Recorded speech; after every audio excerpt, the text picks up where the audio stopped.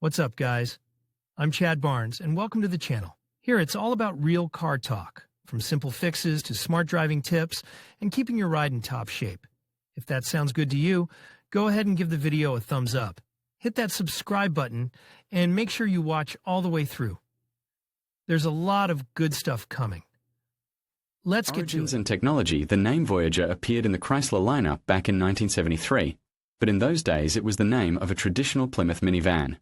However, in 1984, the name Plymouth Voyager was given to one of the first, along with Dodge Caravan, real minivans of the concern. A lot has been written about how this class of cars was born and what role Lee Iacocca and Harold Hal Sperlich played in this history. It's also been written about our publication, but in this case it is important to remember that since 1988 Chrysler began to promote its minivans in Europe directly under the Chrysler brand.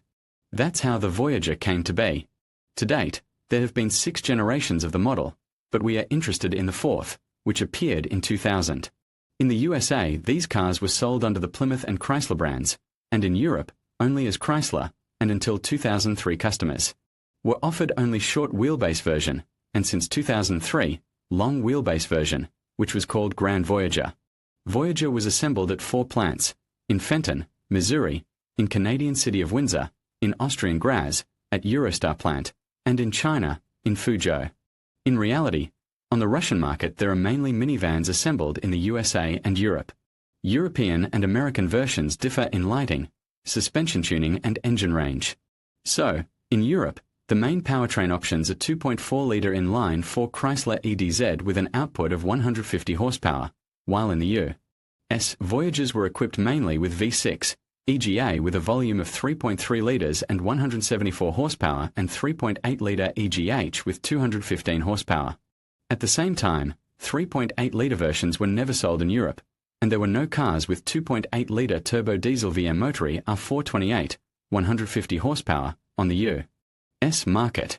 Cars of the first year of production were equipped with 3-speed Hydromechanics A413, aka 31TH, of TorqueFlite family, but since 2002, the only option of automatic transmission became 4-speed gearbox 41TRA604 of UltraDrive family. In addition, inexpensive European variants were often equipped with a 5-speed manual.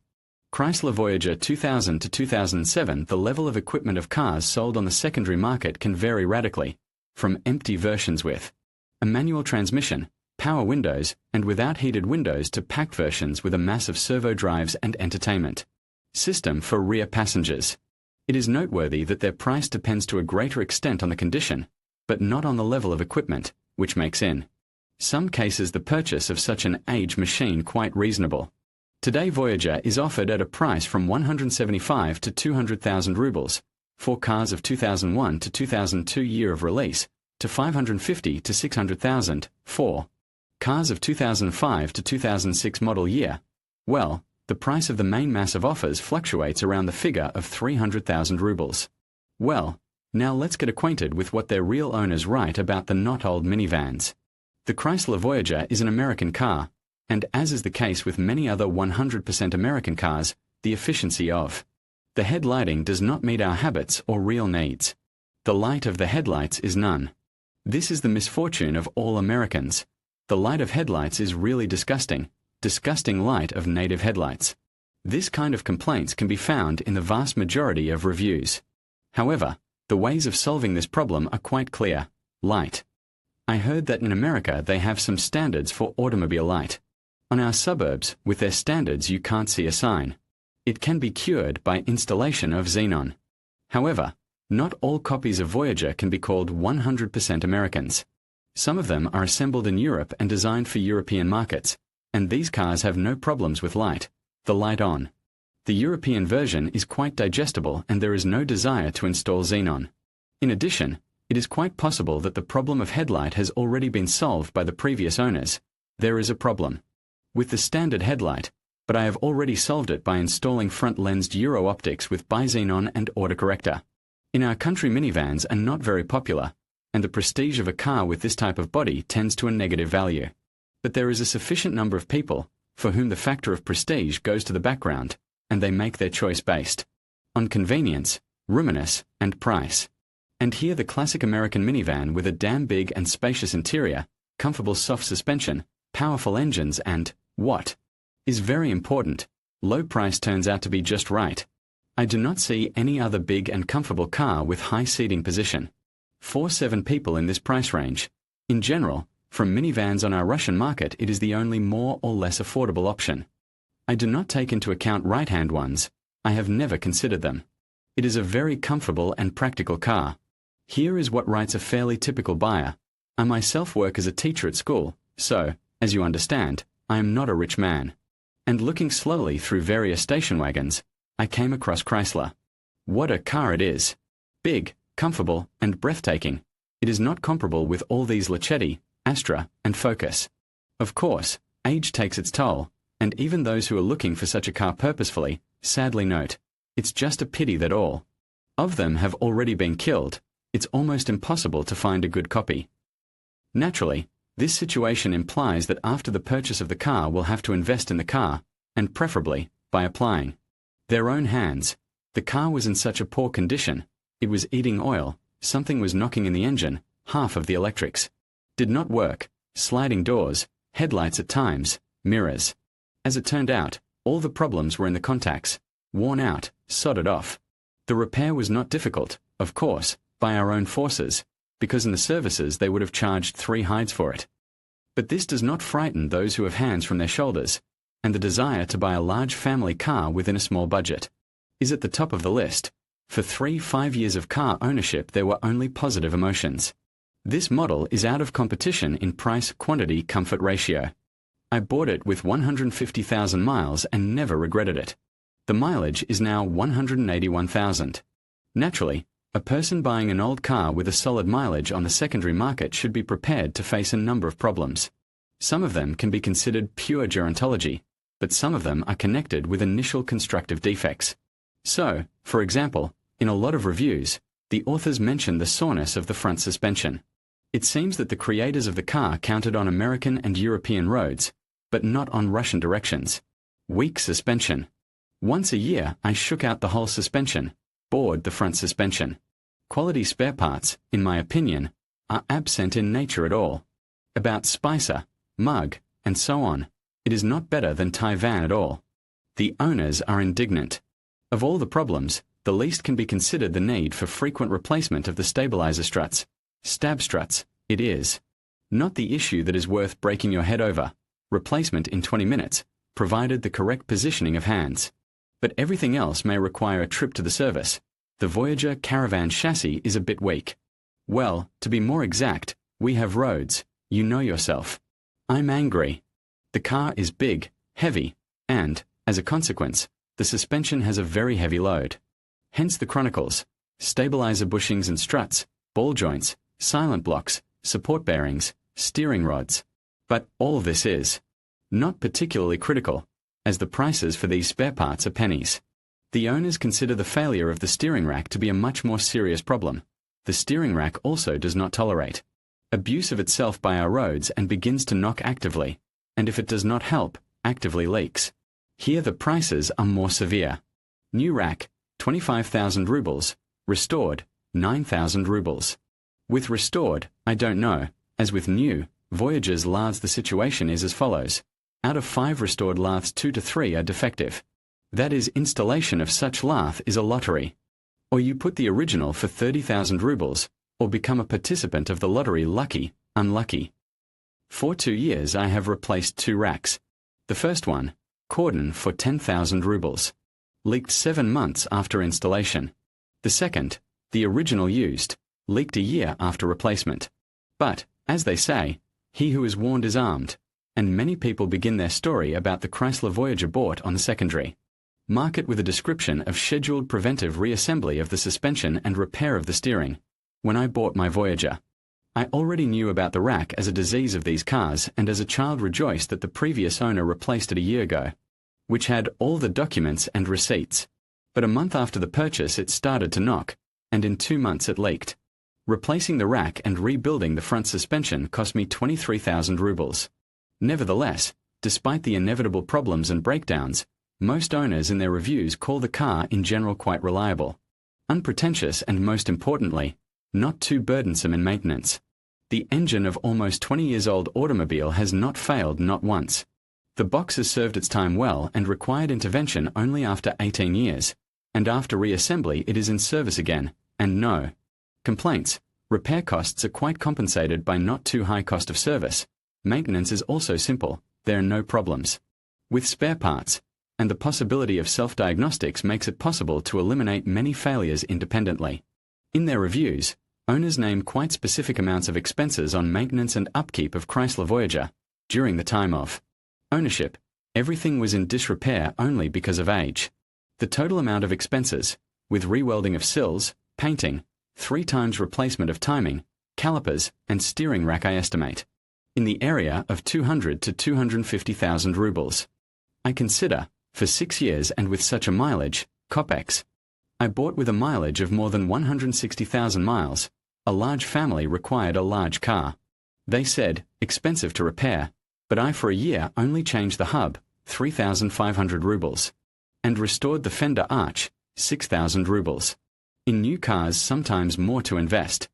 I drove this car 312,000 kilometers. I changed consumables, clutch, and once, the gas pump. If anyone wants such a car, don't believe all the rumors about the costliness of repairs. The speedometer reads 350,000 kilometers, and I don't know how much was rolled before me. Rotten sills and arches, changed ball joints and silent blocks, iridium plugs, crumbled valve cover sockets from time and temperature. Rotted collector protection shield. But in the automatic transmission changed only oil and filter, and the body in the native paint. And this is what? An unreliable car. Naturally, those of the owners who service and repair the car themselves are most happy about the low maintenance costs. I replaced everything that I didn't like at least a little and that could let me down. Front stabilizer struts and bushings, left strut support. With bearing, both ball joints, both steering rods, both steering knuckles.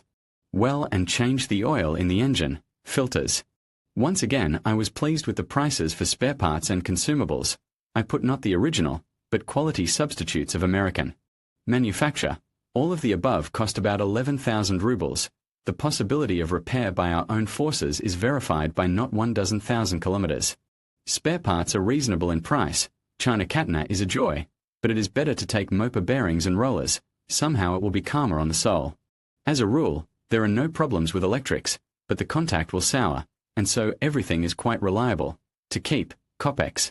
If you are not a sucker and do not buy spare parts at a price with 2,000% markup. By modern standards, the car is really as simple as a Gudok newspaper, and with proper care, there is nothing to break in it. The automatic machine is quite reliable. Engines are millions. Well, yes, suspension often enough requires attention, but at timely service it is quite reliable and unpretentious car. In general, in American cars many people are attracted by the fact that if we compare them with European classmates, the advantage in the number of high-tech solutions will be clearly on the side of Europeans, but Kondovosti Americans favorably affects the reliability and cost of repair. And it is true not only for minivans.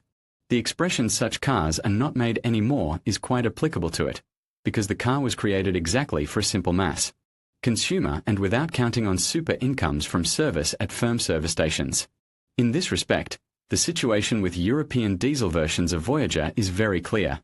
They have a lot of advantages, but, unfortunately, the presence of magic letters CRD in the engine modification initially assumes that the fuel equipment here is already modern, and, accordingly, its repair and maintenance is a rather expensive pleasure. In any case, experienced owners advise to look for the richest kits, as additional comfort compensates for the annoyance of the appearance of aging ailments and makes not the largest, but quite regular expenses more justified. And also in reviews and forums you can find a lot of useful information regarding the choice of spare parts and components. Clearly, the native mopa levers last the longest, but they also cost 2 times more expensive than non-original. Spicer, Raybestos, Moog, Dayco, quality is almost at the level of the original. If you take SH, RoadSafe, and other Chinese Taiwan, the spare parts cost pennies at all, but they run 2 to 3 times less.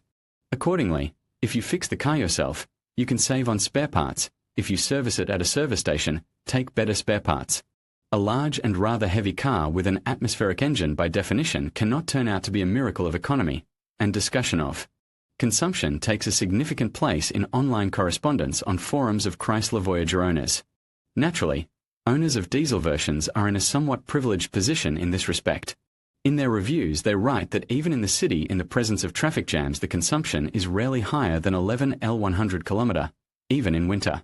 Well, and on the highway, when driving at speeds from 90 to 120 km/h, consumption, according to different estimates, is from 6.5 to 9 litres 100 km.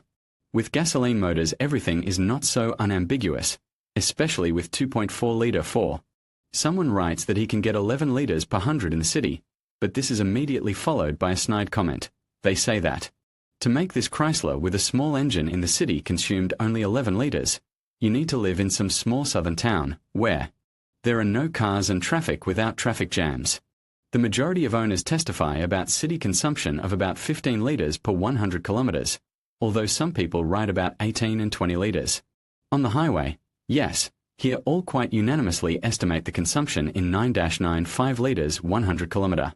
And precisely because of the rather high appetite of 2.4-litre variants in the city, many recommend to look for cars with a 3-litre engine.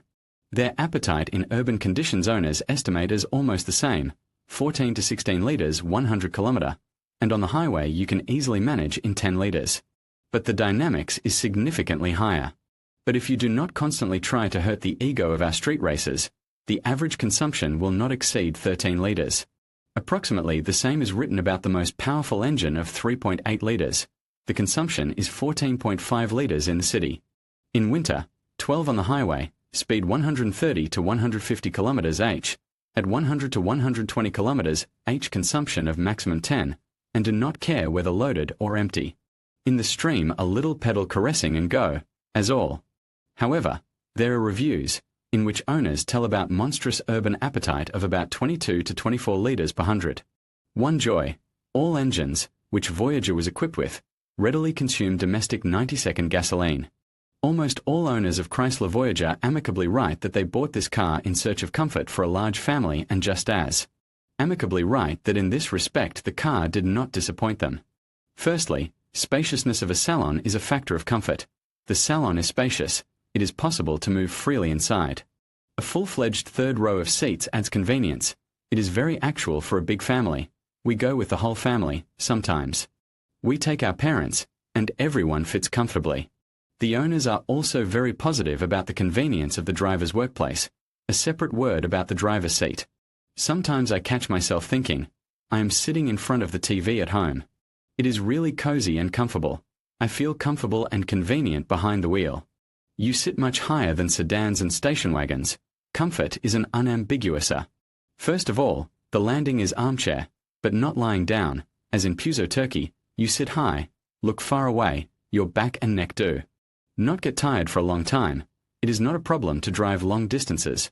I got the first signs of fatigue after 1,000 kilometers. With one stop for 4 to 5 minutes at the gas station, and I have a traumatized spine, so in this respect I have very tough evaluation. Criteria: very comfortable seats. You ride like at home on the sofa, plus high seating position does its job. Armrests, cup holders, pockets, drawers. The owners are especially pleased with the abundance of various containers. Everything that I dropped during the ride, cigarettes, lighters, glasses, fell into some container. I was especially impressed by the volume of the box between the passenger and driver seats. Owners estimate visibility as quite decent, although the picture is somewhat spoiled by side mirrors with large blind spots. Owners solve this problem by gluing on small spherical mirrors. However, passengers also feel very well, especially in cars with the top level of equipment. The second row, captain's chairs. The third row, a sofa for 3 people, divided in half. Passengers of the third row have their own cup holders and nooks. Materials of trimming are very pleasant to the touch. Soft plastic and pleasant velour of seats create a feeling of comfort. The sliding rear electric doors are a feature of the model, so to say. Climate control works without any problems. The heater easily heats the car, and competently laid air ducts do not let even the passengers of the third row freeze. Of course, in case of variants with basic level of equipment, everything is not so unambiguous. Most Voyagers or caravans on the market are as empty as drums. Air conditioning, driver's airbag, and that's all. I think it is sad in the XXI century to buy a car with oars, without ABS, and elementary rear window heating. At times among the owners there is a discussion about the quality of interior materials. Someone is very critical. Say, the trim is at the level of VAZ, plastic in many places has gaps, the quality is very poor. On the statements of this kind immediately followed by objections. Interior trim, in my opinion, no worse than the Japanese and Germans. Economy segment. I have a Caravelle 12, and my neighbor has a Voyager 2003, and I can say with certainty that the plastic Caravelle just wooden compared to Voyager. Yes, many people admit that the interior does not look particularly smart, that it is a typical American variant, that is, discreet. Plastic and even more discreet fabric upholstery, but even after many years of operation there are no crickets, and everything looks quite decent without additional dry cleaning. As a matter of fact, it is clear from the beginning that Voyager is categorically contraindicated for fans of road racing, and it is better for them to look towards other models, and even towards cars of other classes in general. Owners unanimously assert that this minivan is perfectly adapted for family use. Its leisureliness and mass do not assume racing on the highway, but keep smoothness of motion and stability on the road. Nevertheless, what Russian does not like fast driving, so complaints about lack of dynamics are quite frequent. Strangely enough, the least frequent complaints of this kind are in the reviews of owners of European Voyager with two 8-liter diesel engine. Thanks to turbine accelerates quite dynamically, though smoothly, on the highway perfectly bypasses trucks, but in general, this crew is not for racing.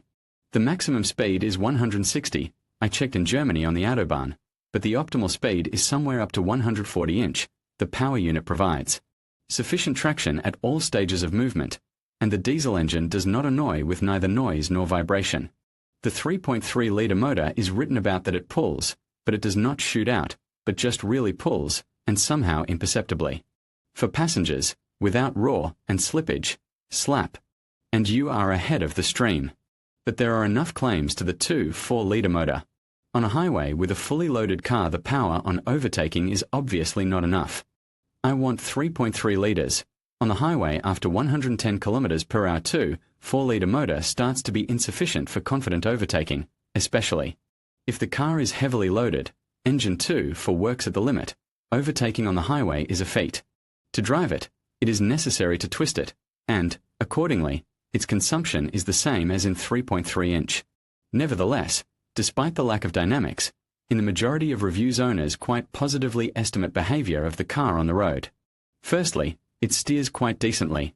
There is a roll in the corners at 60 km per hour, but there is no drift, very responsive and comfortable.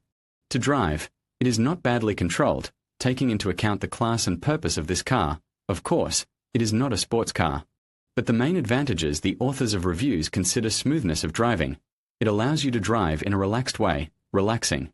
Behind the wheel, the ride, to put it mildly, is not sporty, but you ride like a ship on the waves. The car is insanely comfortable. It does not drive, but floats on the road, and it does not matter whether you drive 80 km per hour or 140 km per hour. At the same time, the suspension is quite energy consuming. According to the owner's reviews, breakdowns are extremely rare even in case of a fully loaded car. But to go faster than 140 to 150, according to the owners, is a bit scary. Still, 2 tons on springs are somehow not created for such speeds. One more plus is stability on a trajectory. The automobile stably stands on the chosen trajectory, naturally, with correction on a condition of a road covering. The feedback on a steering wheel in about zero zone can seem inarticulate to someone, but it is exclusively a matter of habit. Many much more modern and passenger cars suffer from much more empty steering wheel. All of these circumstances make the Voyager a great vehicle for traveling. I will mention only the famous smooth ride, excellent core stability, and the mega flavor of long-haul flights. The maximum distance for one sitting is 890 kilometers. Moreover, I went out on my own legs and did not suffer from lumbar pains afterwards. Acquisition of Voyager was complicated by the opinion of my wife, who thought it was too big for her to drive it, but after a run along the highway street, Petersburg, Petrozavodsk, she got used to it immediately. According to the owners, this beautiful car has only one, but more than essential disadvantage. The metal of a body is very much subject to corrosion. Well, it It is not resistant to Russian chemicals on the roads. Neither life nor designers prepared it for such tests. And as a result, the owners write in their reviews, the body is subject to corrosion. Weak places, sills, rot from inside, bottom of doors, hood edge, rust on hood edge, sills, bottom of doors and trunk lid began to irritate. But for some people it is not a disadvantage. They drive even with holes. According to the owners, problems with sills are especially common. The sills of Voyagers or Caravans also rot, and from the inside. Inside, the sill is filled with foam, like a mounting foam, and this foam absorbs water like a sponge. If you see paint blistering on the sill, it's most likely through and through corrosion. And it is the situation with the condition of bodies that causes the greatest difficulties when buying used Voyagers. I like this car, but for my Copex, up to 300,000, only rotten buckets. How many of these cars I looked at, either painted or rust, on the sills, fenders, doors, or hood.